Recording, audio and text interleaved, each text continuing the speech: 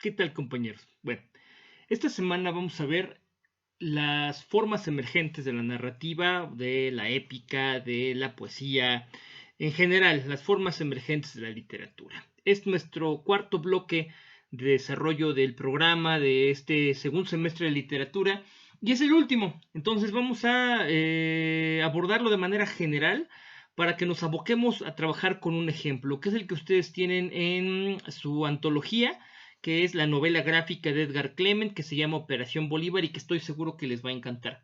Pero vamos a comenzar entonces con cuáles son las formas emergentes de la literatura. Bien, ¿qué es la literatura emergente? Bueno, ante una especie de crisis que ha tenido el mundo en general en las últimas décadas, ante una serie de, diríamos, desgaste que ha sufrido la literatura clásica ante la falta de autores o de innovación en los autores, ante los embates de las revoluciones tecnológicas que hemos sufrido en las últimas décadas. Se han generado nuevas formas de entender la literatura, el arte en general, pero sobre todo la literatura, que es nuestro tema, y se han generado nuevas formas de manifestar la literatura. ¿Cuáles son estas? Son muchísimas, son así, de veras, muchas. Pero vamos a hablar de las más representativas, de las más significativas. Bueno, de todas las que yo encontré o de las que me ha tocado hablar en algún momento o de las que he estudiado, con las que me he relacionado, escogí cinco, nada más cinco, que son las que les voy a platicar ahorita y de las que ustedes sacarán los elementos para hacer su cuadro sinóptico de esta semana. Bien, la primera, e incluso no tan nueva, que es el cómic o la narrativa gráfica que podríamos llamar. Todos conocemos lo que es un cómic, no tengo que explicarlo en demasía. Existen ejemplos muy famosos de cómics, todos los universos de Marvel, los universos de DC y otros tantos universos que existen. Yo no soy especialista en cómic, pero ustedes seguramente conocerán muchos universos de cómic en donde el elemento común, ¿cuál es? Bueno, tiene que ver con la narrativa, tiene que ver con la épica, tiene que ver con el drama, se mezclan ahí los géneros muy bien, porque tenemos personajes, porque se resuelven conflictos, porque nos cuentan una historia, porque normalmente hay héroes y villanos. Pero lo interesante aquí en la narrativa es, uno, y lo más importante, en la narrativa gráfica, en el cómic, lo principal es la imagen, lo principal es el dibujo, lo principal es el diseño. Entonces, con esto nos vamos a ahorrar muchísimos diálogos o nos vamos a ahorrar muchísimo texto, porque no te tienen que describir, el autor no tiene que describirte muchas cosas. El dibujante te las pone ahí y tú las observas. Entonces, leer un cómic es verdaderamente rápido si solamente te vas a los bocados, que son los globitos con lo que dice cada uno de los personajes, o puede ser muy lento y muy profundo si te vas a leer la narrativa gráfica, lo que te están diciendo con los dibujos, los ambientes, los colores, o la oscuridad o la luz.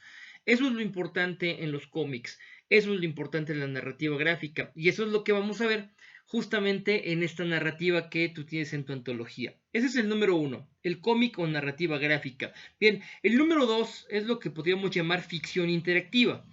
¿Qué es ficción interactiva? Bueno, pues para que sea interactiva tiene que haber participación del público. Tiene que haber un margen en donde el público pueda involucrarse en la historia. Entonces ahí tenemos dos ejemplos básicos. El primer ejemplo que yo te puedo decir son los libros interactivos. Esos no son tan nuevos.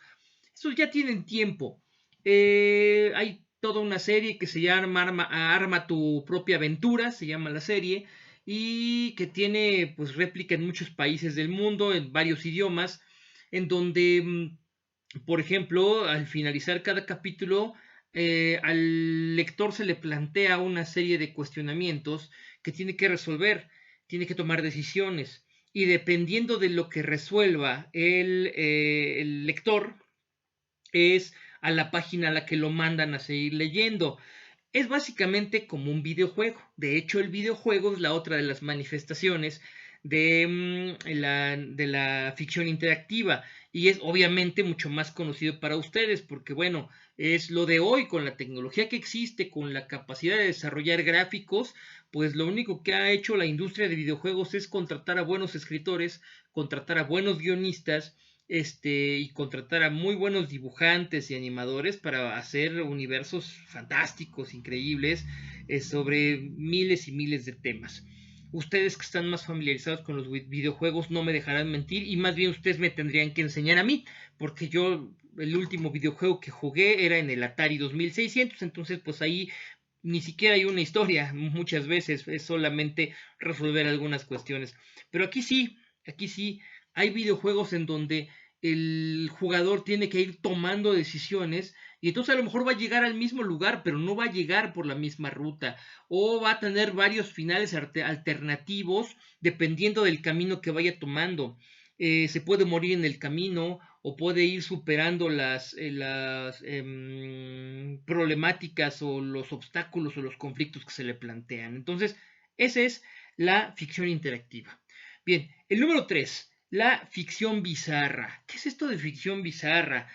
El nombre lo dice, bizarro es algo que no tiene sentido, que es absurdo, que es a veces risible, que es increíble, es algo que mezcla, que es un híbrido de cosas grotescas, de cosas que normalmente no tendrían lugar en nuestro pensamiento, que son contradictorias, antinaturales. Ejemplo de ficción bizarra, pues hay muchísimo, podemos dividirlo en, yo me encontré varias, pero yo lo dividiría en tres. La primera, el sci-fi, la ciencia ficción. Bueno, la ciencia ficción, digamos, original no es tan bizarra, pero conforme ha avanzado o evolucionado la ciencia ficción, se ha vuelto una cosa de lo más bizarro, de lo más increíble. Ya cuando vemos volando en tornados y atacando a las personas, a los tiburones, entonces ya el Sharknado es lo más bizarro que me ha tocado ver a mí, y como es un montón de cosas. Eso es, por ejemplo, la sci-fi bizarra.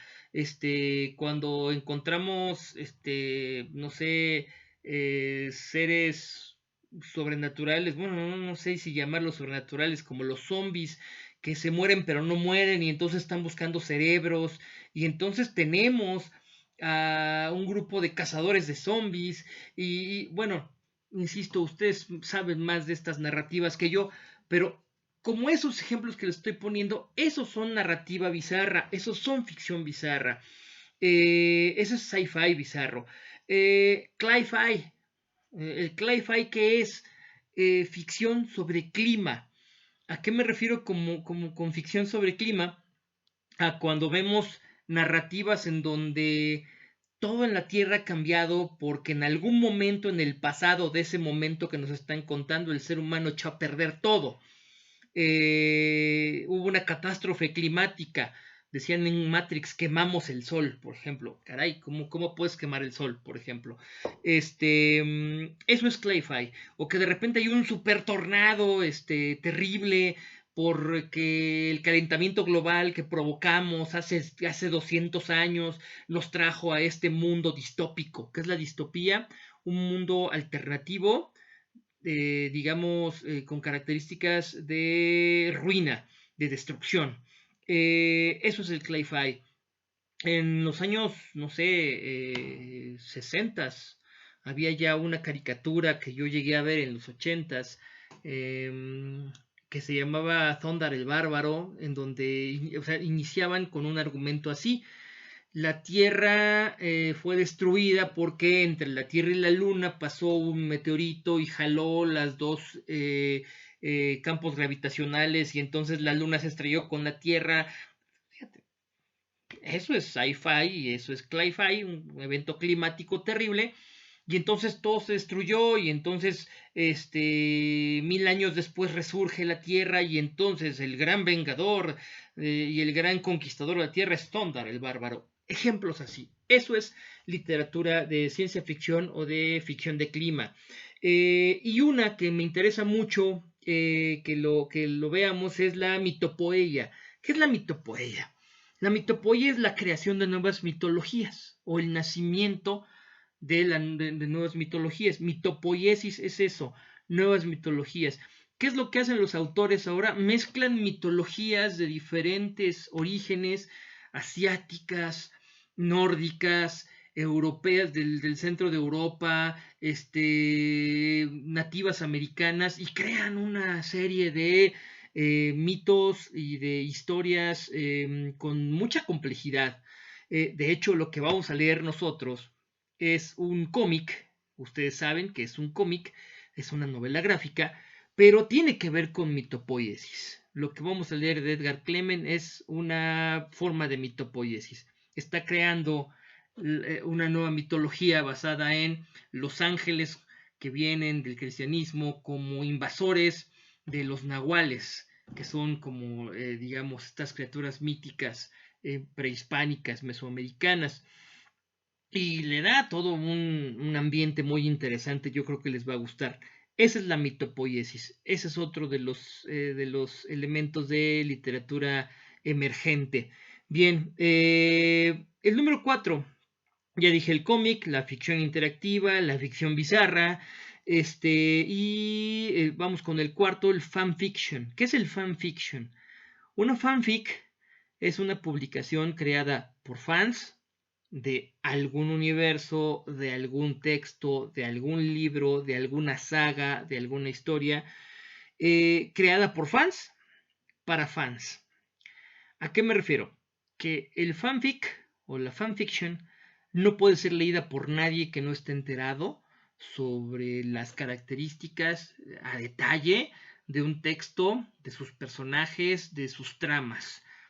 Ejemplo, se reúnen un grupo de especialistas en Star Wars y dicen, ¿y qué pasaría si, por ejemplo, Han Solo, en lugar de haber ido al planeta Tatooine, estoy inventando porque yo no soy fan así tal cual de Star Wars, pero por ejemplo, ¿y qué hubiera pasado si no hubiera llegado a Tatooine y en lugar de llegar a Tatooine hubiera llegado a tal planeta? ¿O qué hubiera pasado si Jabba the Hutt no lo atrapa y lo convierte en piedra? Entre ellos saben de lo que hablan, ¿no? Y entonces comienzan a imaginar y comienzan a sacar historias alternativas, tramas alternativas, universos paralelos, o a crear secuelas no existentes todavía, o a crear precuelas. ¿Y de dónde viene, por ejemplo, Han Solo? Ah, bueno, pues entonces que el de niño, seguramente, y entonces empiezan a imaginar. Muchas de estos fanfics han sido tomados por algunas marcas y los han incorporado a sus historias porque resultan muy complejos y muy convincentes. Ese es el fanfic. Es una historia creada por fans para otros fans, porque entre ellos se entienden. Ese es un fanfic. Y tiene que haber un universo común, si no, pues no, ¿verdad? O también, otra cosa, pueden mezclar universos, ¿no? ¿Y qué pasaría si Hulk, que es del universo Marvel, se peleara en algún momento con Batman, que es del universo de DC Comics? Y entonces comienzas a imaginar lo que pasaría y qué sucedería y con detalles específicos y creas un fanfic, una ficción para fans. Bien, y la última que quiero decirles es la poesía gráfica. Esa a mí no me gusta mucho porque yo no la sé leer, seguramente por eso soy un inútil y como soy un inútil pues no me gusta mucho. ¿Qué es la poesía gráfica? De por sí la poesía tiene un elemento de dificultad a la hora de leer. Ya hemos dicho que la poesía es la forma más acabada del lenguaje, la que usa mayor cantidad de figuras retóricas, la que usa mayor cantidad de imágenes, digamos, imágenes retóricas, imágenes aquí que tienes que interpretar. Bueno, pero su expresión es pues con el lenguaje que conocemos, con letras, con frases, con oraciones, bien, con las reglas o lo que podríamos llamar reglas de la poesía, pero finalmente está en ese marco. ¿Qué pasa si la sacamos de ese marco y en lugar de usar figuras retóricas usamos figuras, imágenes, ¿no? ¿qué pasa si en lugar de crear un poema con palabras, lo creo con imágenes?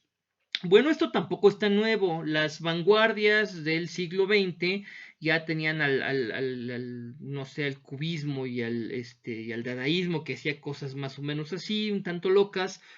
Tenemos a Guillaume Apollinaire, que hacía, por ejemplo, dibujos con palabras, pero finalmente había palabras. Pero imagínate que no haya palabras, que en lugar de hacer un poema con palabras, lo haces con imágenes, que creas imágenes, ya sea dibujadas, ya sea pintadas, ya sea fotografías, y que con eso creas un poema.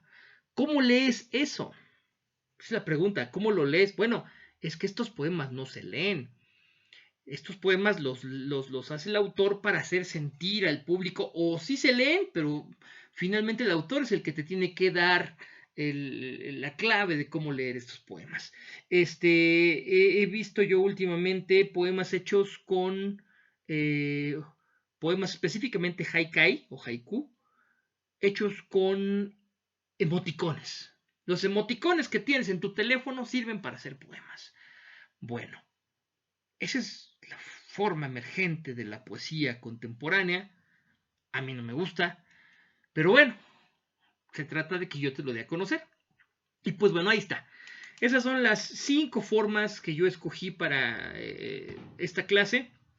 El cómic con narrativa gráfica, la ficción interactiva, la ficción bizarra, de la cual hablamos del sci-fi, del cli-fi y de la mitopoeia o mitopoiesis, y el fanfiction y la poesía gráfica. Son las 5 que escogí. ¿En cuál nos vamos a centrar? Pues básicamente nos vamos a centrar en el cómic como primera manifestación y como segunda cuestión en la mitopoiesis, la creación de mitologías modernas. Porque de eso se trata, precisamente, como ya te lo había mencionado, la novela gráfica de Edgar Clement. A partir de este video, por favor, te voy a encargar.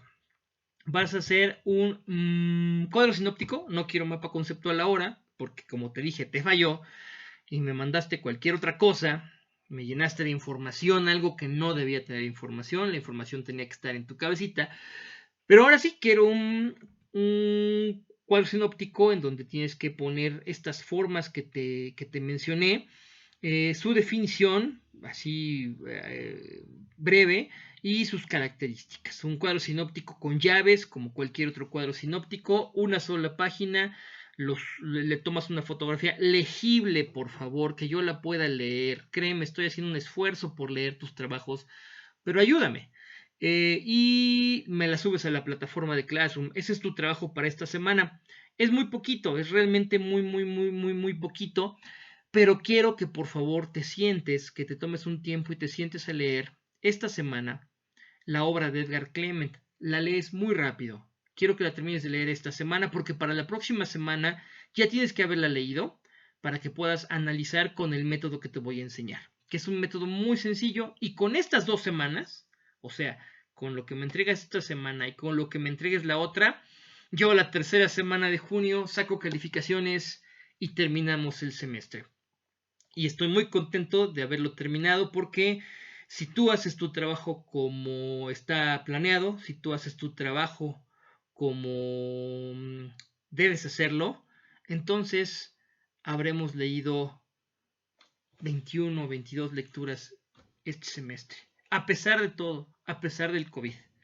Pero bueno, ya lo veremos. Confío en ti, confío en que vas a leer esta semana y que me vas a entregar un muy buen trabajo. Que estés bien. Te mando un abrazo virtual sin coronavirus. Adiós.